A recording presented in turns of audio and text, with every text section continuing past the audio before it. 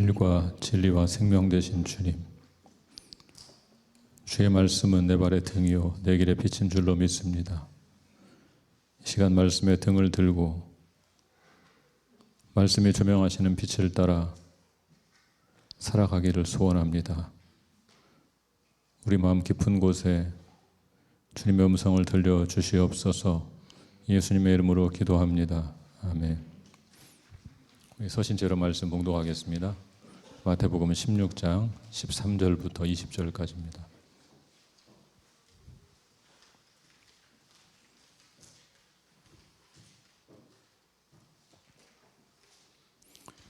마태복음 16장 13절부터 20절까지입니다. 한 절씩 교독하겠습니다. 제가 먼저 읽겠습니다. 예수께서 빌립보 가이사랴 지방에 이르러 제자들에게 물어 이르시되 사람들이 인자를 누구라 하느냐? 더러는 엘리야, 어떤 이는 예레미야나 선지자 중에 하나라 하나이다. 이르시되 너희는 나를 누구라 하느냐? 시몬 베드로가 대답하여 이르되 주는 그리스도시요 살아계신 하나님의 아들이시니이다. 예수께서 대답하여 이르시되 바요나 시몬아 내가 복이 있도다. 이를 내게 알게 하니는 혈육이 아니요 하늘에 계신 내 아버지시니라. 또 내가 내게 이르노니 너는 베드로라. 내가 이 반석 위에 내 교회를 세우리니 음부의 권세가 이기지 못하리라. 내가 천국 열쇠를 내게 주리니 내가 땅에서 무엇이든지 매면 하늘에서도 매일 것이요 내가 땅에서 무엇이든지 풀면 하늘에서도 풀리리라 하시고 이에 제자들에게 경고하사 자기가 그리스도인 것을 아무에게도 이르지 말라 하시니라. 아멘. 자리에 앉으시겠습니다.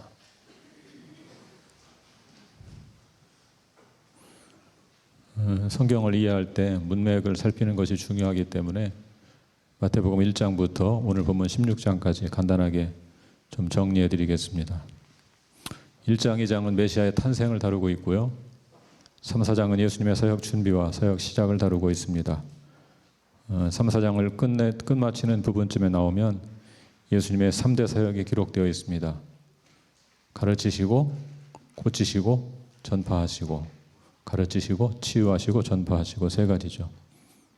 그 3대 사역이 계속 이어집니다.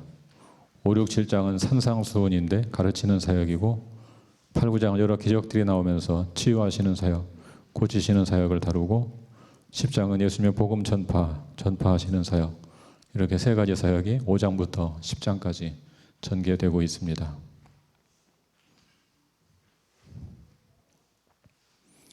이제 마태복음 11장부터 16장에는 예수님의 메시아적 사역에 대한 다양한 반응들이 나타나고 있습니다. 11, 12장에는 예수님의 사역에 대해 오해하는 사람들의 다양한 반응이 나오고 13장에는 그런 사실들이 비유를 통하여 설명되고 있습니다. 14, 15, 16장에는 예수님의 사역에 대한 다양한 반응들의 구체적인 사례들이 등장합니다. 예수님에 대한 참된 반응은 오늘 본문에 나오는 베드로의 신앙 고백입니다. 마태복음 11장부터 16장은 바로 그 베드로의 반응을 향해서 점차 나아가다가 베드로의 신앙 고백에서 절정을 이루고 있습니다. 오늘 말씀은 마태복음의 절정에 해당됩니다. 지금까지 마태복음에 나온 모든 내용들은 이 단락, 곧 베드로의 신앙 고백을 향해서 전개되어 왔습니다. 베드로의 신앙 고백 이전까지 예수께서 메시아라는 사실이 다양한 방식으로 조금씩 우리에게 계시되었습니다.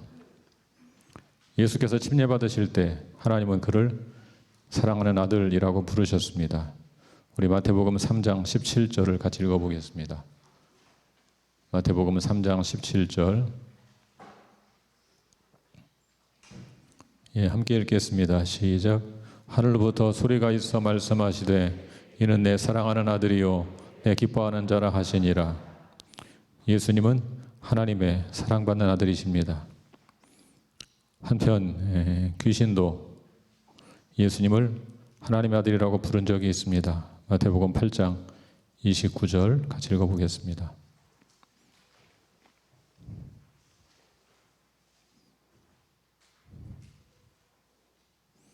마태복음 8장 29절 시작. 이에 그들이 소리질러 이르되 하나님의 아들이여 우리가 당신과 무슨 상관이 있나이까? 때가 이르기 전에 우리를 괴롭게 하려고 여기 오셨나이까 하더니, 이렇게 때로 귀신을 통해서도 예수께서 하나님의 아들이라는 사실이 드러나고 있습니다. 또한 군중들은 예수께서 놀라운 기적을 행할 때마다 그 권세에 놀라면서 예수께서 메시아일 수도 있다고 생각하였습니다. 12장 23절입니다. 12장 23절 시작. 무리가 다 놀라 이르되 이는 다윗의 자손이 아니냐 하니, 한편 종교 지도자들은 예수님을 향하여 진정으로 메시아라면 그에 걸맞은 표적을 보이라고 요구하였습니다. 16장 1절입니다. 16장 1절 시작.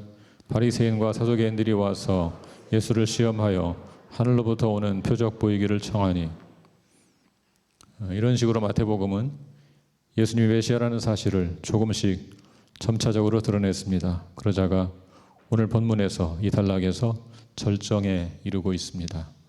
이제 본문 한 절씩 보겠습니다. 13절 같이 읽어보겠습니다. 13절 시작. 예수께서 빌립보 가이사랴 지방에 이르러 제자들에게 물어 이르시되 사람들이 인자를 누구라 하느냐. 예수님은 빌립보 가이사랴 지역으로 물러가셨습니다. 빌립보 가이사랴는 갈릴리 북쪽으로 32km 떨어진 곳에 위치한 이방인 지역이었습니다. 헤롯 빌립이 이 도시를 재건하고 아우구스투스 황제 이름과 자신의 이름을 따라 개명했습니다. 자신의 이름 빌립에서 따서 빌립보라고 하였고, 아우구스투스의 이름에 들어있는 카이사라 이름을 따서 빌립보 가이사르, 빌립보 가이사랴라고 하게 된 것입니다.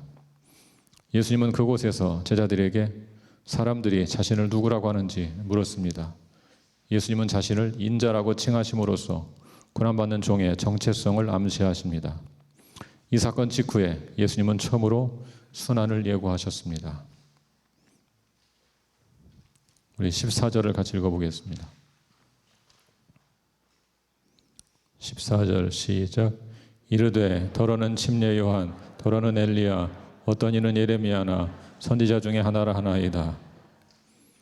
예수님의 질문을 듣고 제자들은 어떤 이는 침례 요한, 세례 요한, 어떤 이는 엘리야, 어떤 이는 예레미야 혹은 선지자 중에 하나라고 한다고 대답했습니다. 예수님을 보고 침례 요한이 살아났다고 생각했던 헤롯 안티파스처럼 어떤 사람들은 예수님을 보고 침례 요한이 살아난 것이라고 생각했습니다. 다른 사람들이 예수님을 엘리야라고 한 이유는 엘리야가 말라기에 예언된 메시아의 선구자였기 때문입니다. 또한 사람들이 예수님을 예레미야라고 한 이유는 예레미야도 예수님처럼 심판을 예언하였고 지도자들의 많은 박해를 받았기 때문입니다. 아무튼 당시 이스라엘 백성들은 예수님을 매우 특별한 선지자라고 생각했습니다. 계속 15절을 보겠습니다. 15절 시작. 이르시되 너희는 나를 누구라 하느냐. 이제 예수님은 제자들에게 질문합니다. 그러면 너희는 나를 누구라 하느냐. 예수님을 누구라고 생각하는지 제자들에게 묻고 있는 것입니다. 우리말 성경에는 생략되었지만 원문에는 그러나라는 뜻의 접속사가 들어있습니다. 그 접속사는 사람들의 반응과 제자들의 반응을 대조하는 역할을 합니다. 예수님은 지금 사람들의 반응과는 다른 반응을 제자들에게 기대하고 있는 것입니다.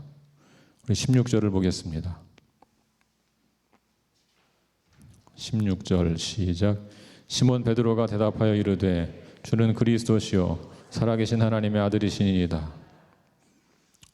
너희는 나를 누구라 하느냐. 예수님의 질문을 듣고 베드로가 대답합니다. 주님은 그리스도시요 살아계신 하나님의 아들이십니다. 주는 그리스도시요 살아계신 하나님의 아들이십니다. 이것은 제자들이 예수님을 그리스도라고 부른 최초의 사건입니다. 지금까지 사람들은 종종 예수님을 그리스도라고 불렀지만 제자들은 예수님을 그리스도라고 부른 적이 없었습니다. 한편 제자들은 이전에도 예수님을 하나님의 아들이라고 부른 적은 있었습니다. 마태복음은 14장 33절을 보겠습니다. 함께 읽을까요? 시작. 배에 있는 사람들이 예수께 절하며 이르되 진실로 하나님의 아들이로소이다 하더라. 그러나 이 말씀처럼, 오늘 본문의 말씀처럼 구체적인 신앙 고백으로 예수님을 그리스도와 살아계신 하나님의 아들이라고 고백한 것은 이번이 처음입니다. 황제의 도시, 왕의 도시 가이사랴 빌립보에서 예수는 그리스도라고, 예수가 주인이라고, 예수가 왕이라고 고백한 것입니다. 시몬 베드로는 지금 12사도를 대표해서 이런 대답을 하고 있다고 보아야 합니다. 아마도 12제자들은 예수님의 정체성에 대해 오랫동안 토의하고 이런 결론에 이르렀을 것입니다. 지금 베드로는 그런 제자들을 대변하여 이 신앙 고백을 하고 있는 것입니다. 그리스도는 기름 부음 받은 자라는 뜻으로서 구약 성경에 예언한 메시아라는 말의 헬라어입니다. 히브리어로 메시아이고 헬라어로 그리스도입니다. 헬라어 발음으로는 크리스토스라고 합니다. 따라서 베드로는 지금 예수님을 메시아라고 칭하고 있는 것입니다. 이것은 사람들의 반응과 크게 다른 것입니다. 사람들은 예수님을 메시아의 길을 예비할 선지자, 선구자 정도로 보았지만 베드로는 지금 예수님을 메시아 자신으로 보고 있는 것입니다. 한 걸음 더 나아가 하나님의 아들이라는 호칭은 메시아를 인간 이상으로 정의하는 것입니다. 이 호칭에 따르면 예수님은 유일무이한 하나님의 현현이며 하나님의 존재에 참여하는 하나님의 대리자입니다. 한편 살아계신 하나님이라는 표현은 가이사랴 빌립보의 신들, 그 우상들과는 차원이 다른 참되신 하나님을 가리키는 표현입니다. 우리 17절을 보겠습니다. 17절 시작. 예수께서 대답하여 이르시되 바요나 시몬아 내가 복이 있도다. 이를 내게 알게 하니는 혈육이 아니요 하늘에 계신 내 아버지시니라. 베드로가 통찰력 있는 대답을 하자 예수님은 그를 크게 칭찬하십니다. 예수님은 베드로를 향해서 복이 있다고 선언하십니다. 여기서 예수께서 선언하신 복은 하나님의 복을 가리킵니다. 지금 베드로는 하나님이 주시는 종말의 복을 누리는 행복한 상태에 있습니다. 그러면서 예수님은 이것을 너에게 알게 하니는 혈육이 아니라 하늘에 계신 내 아버지라고 말씀하십니다. 여기서 혈육이란 인간적인 힘과 능력을 가리키는 표현입니다.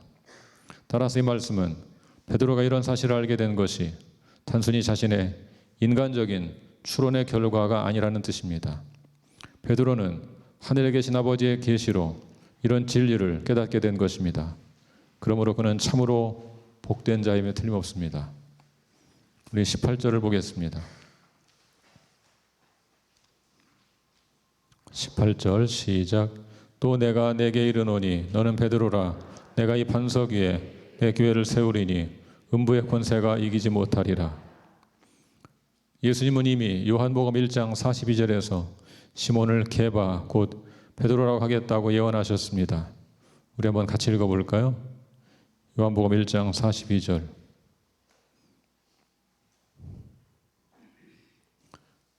함께 읽겠습니다. 시작. 데리고 예수께로 오니 예수께서 부시고 이르시되 내가 요한의 아들 시몬이니 장차 게바라 하리라 하시니라. 게바는 번역하면 베드로라. 아람어 게바, 케파를 헬라어로 번역한 것이 베드로 곧 페트루스입니다. 이제 예수님은 그 예언적 약속을 그의 고백과 연결하여 너는 베드로라 라고 분명하게 선언하십니다.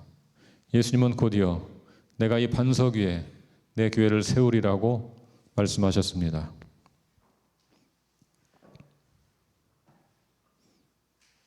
로마 가톨릭과 개신교는 오랫동안 이 구절로 해석상의 논쟁을 벌였습니다. 로마 가톨릭은 이 구절을 근거로 교황권을 주장합니다. 예수께서 베드로 위에 교회를 세우겠다고 하신 구절을 근거로 로마 가톨릭은 베드로를 초대 교황으로 인정합니다. 그리고 예수께서 선언하신 권위가 초대 교황 베드로를 계승한 이후의 교황들에게도 계속 이어진다고 주장했습니다. 반면에 전통적으로 개신교는 여기서 반석은 베드로가 아니라 그의 신앙 고백이라고 주장해 왔습니다. 어떤 해석이 옳은 것일까요?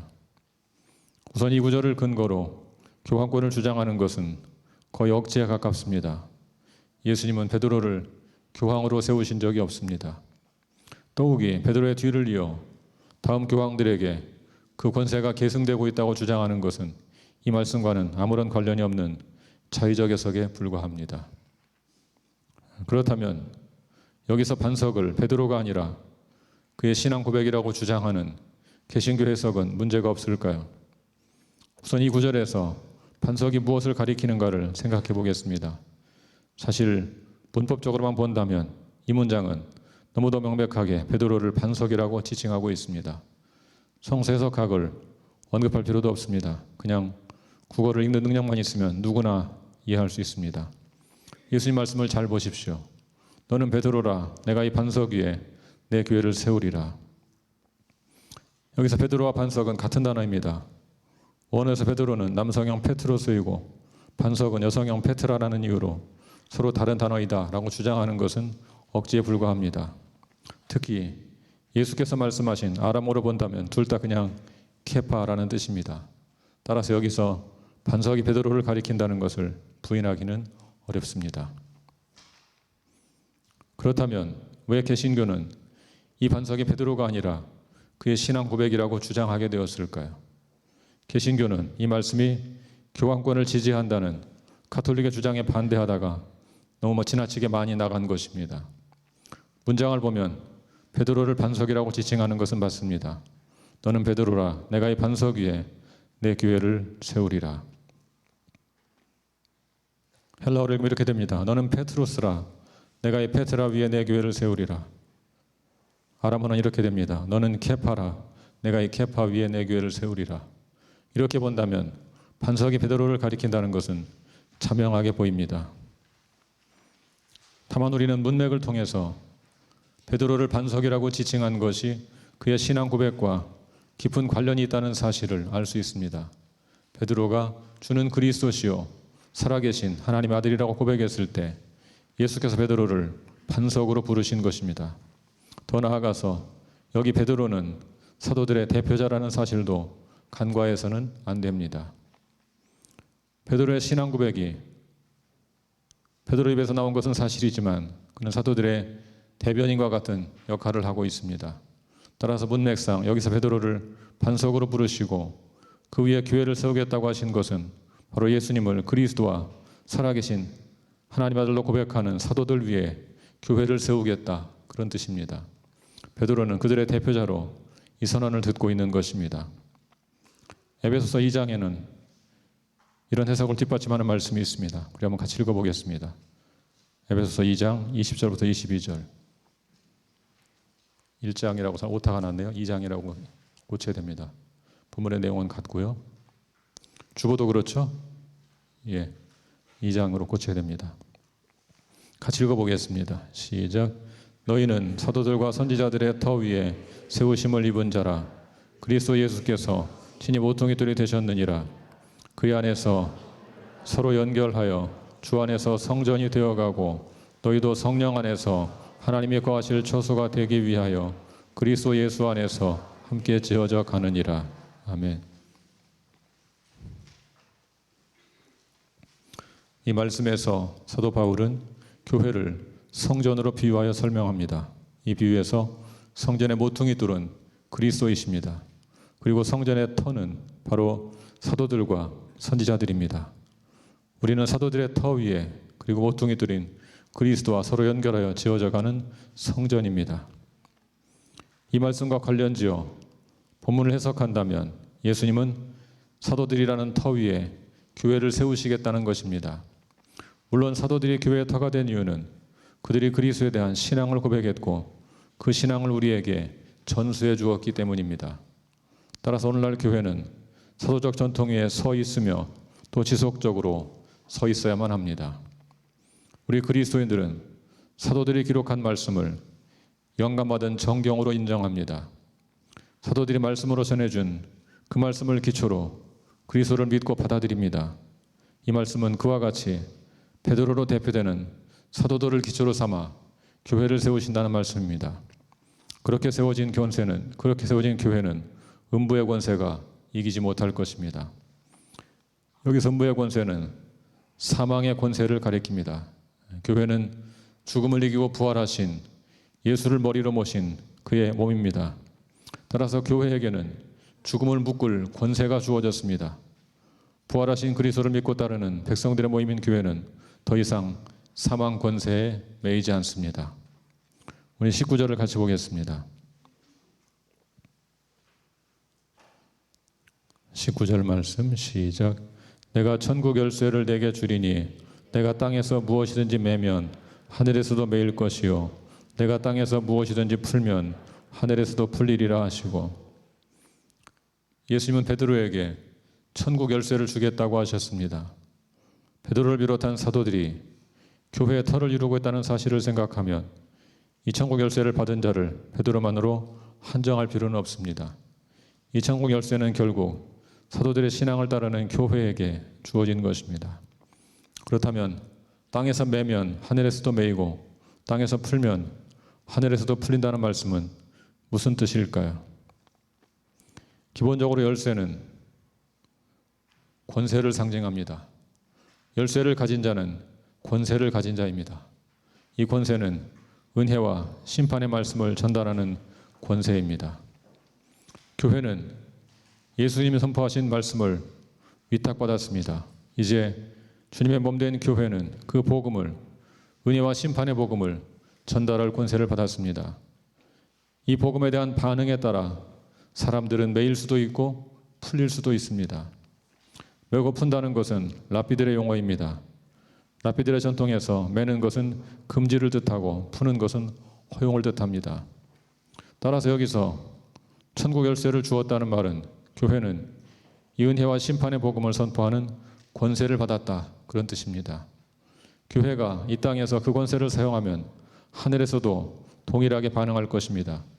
왜냐하면 그것은 지금은 하늘에 계신 그리스도께서 우리에게 주신 권세이기 때문입니다. 마지막 20절을 같이 읽어보겠습니다.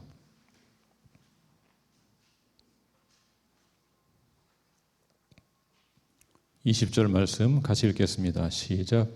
이에 제자들에게 경고하사 자기가 그리스도인 것을 아무에게도 이르지 말라 하시니라. 예수님은 자신이 그리스도인 것을 아무에게도 이르지 말라고 하셨습니다. 왜 예수님은 그렇게 말씀하셨을까요? 그 이유는 제자들이 아직 그리스도를 온전히 바르게 이해하지 못하고 있기 때문입니다. 비록 베드로의 신앙 고백이 놀라운 것이지만 그보다 더 중요한 것은 그리스도를 어떤 그리스도로 볼 것인가 하는 점입니다. 다음 단락에 나오는 것처럼 제자들은 아직 고난받는 그리스도에 대해서는 온전히 이해하지 못하고 있습니다. 따라서 지금 이 상황에서 제자들이 예수를 그리스도라고 전파하면 왜곡된 그리스도가 전파될 수도 있습니다. 그래서 예수님은 아직 아무에게도 이르지 말라고 하신 것입니다. 사랑하는 여러분, 오늘 우리는 교회의 권세가 완전히 바닥까지 떨어진 시대를 살고 있습니다. 오늘 한국 사회는 교회를 광신도들의 집단쯤으로 생각합니다. 그런데 사실 세상 사람들이 교회를 오해하고 무시하는 것은 어제 오늘의 일이 아닙니다. 역사적으로 세상은 언제나 교회를 무시했습니다. 그러므로 우리 한국 사회가 교회를 무시하는 것을 너무 이상하게 생각할 필요는 없습니다. 실제로 우리가 잘못하는 것에 대한 질책은 달게 들어야 합니다. 반성할 것은 반성하고 돌이킬 것은 돌이켜야 합니다. 그런데 그보다 더 중요한 문제가 있습니다. 그것은 바로 세상의 비난을 너무 많이 듣다 보니까 교회의 진정한 권세가 무엇인지 우리 스스로 망각하고 있다는 것입니다. 교회에 대한 세상의 비난은 이해할 수 있습니다. 그것 때문에 우리를 돌아보고 반성하는 것도 필요한 일입니다. 그러나 한 가지 잊지 말아야 할 것이 있습니다. 그것은 바로 교회는 놀라운 권세를 가지고 있다는 사실입니다. 교회가 가진 권세가 무엇입니까? 교회는 음부의 권세, 곧 사망의 권세가 이기지 못하는 부활 공동체입니다. 우리 그리스도인들은 부활을 믿는 사람들입니다. 죽음을 이기고 부활하신 그리스도를 머리로 모신 그의 몸입니다. 우리는 그 부활의 복음을 선포하는 사람들입니다. 우리가 이 땅에 선포하는 부활의 복음에 따라 사람들의 운명이 달라집니다. 땅에서 매면 하늘에서도 매이고 땅에서 풀면 하늘에서도 풀립니다. 교회는 그런 권세를 가진 주님의 몸입니다. 다른 것은 다 잊어도 그것만은 잊으시면 안 됩니다. 십자가와 부활의 복음을 지키고 선포해야 합니다. 그것만큼은 망각해서는 안 됩니다. 포기해서는 안 됩니다. 담대하고 당당해야 합니다. 우리는 사망의 권세를 두려워하지 않는 부활 공동체입니다. 그 사실을 기억하고 담대하게 그 복음을 선포하며 살아야 합니다. 다른 것은 모두 양보할 수 있습니다. 그러나 교회가 부활의 공동체라는 사실, 음부의 권세가 이기지 못하는, 사망의 권세가 이기지 못하는 부활의 공동체라는 이 사실만큼은 반드시 기억하고 담대하게 이 생명의 복음을 믿고 전하며 살아갈 수 있기를 축복합니다. 이 부활 공동체 일원이 되려면 동일한 신앙 고백이 우리에게도 있어야 합니다. 주님은 그리스도시요 살아계신 하나님의 아들이십니다. 한번 따라 하실까요? 주님은 그리스도시요 살아계신 하나님의 아들이십니다. 우리 교회에 등록한다고 해서 이 부활 공동체 일원이 되는 것은 아닙니다. 동일한 신앙 고백이 있어야 부활 공동체에 속할 수 있습니다. 우리 교회 본관 머릿돌에도 이 말씀을 새겨 넣었습니다. 예배당을 건축하고 머릿돌에 넣을 글귀를 적어달라고 했을 때 1초도 망설이지 않고 이 말씀을 새겨 넣자고 했습니다. 제가 왜 이 말씀을 새기자고 했을까요? 이 예배당에 드나드는 우리 교우들 모두가 이 신앙 고백을 동일하게 드리기를 간절히 사모했기 때문입니다. 사랑하는 성도 여러분, 저는 여러분 모두가 이 고백을 드리기를 소원합니다. 주는 그리스도시요 살아계신 하나님의 아들이십니다. 주는 그리스도시요 살아계신 하나님의 아들이십니다. 우리 모두가 이 동일한 신앙 고백 위에서 사망 권세를 깨트리는 부활 공동체를 이루고 살아갈 수 있기를 부활이요 생명이신 우리 구주 예수 그리스도의 이름 받들어 간곡히 축원합니다. 함께 기도하겠습니다.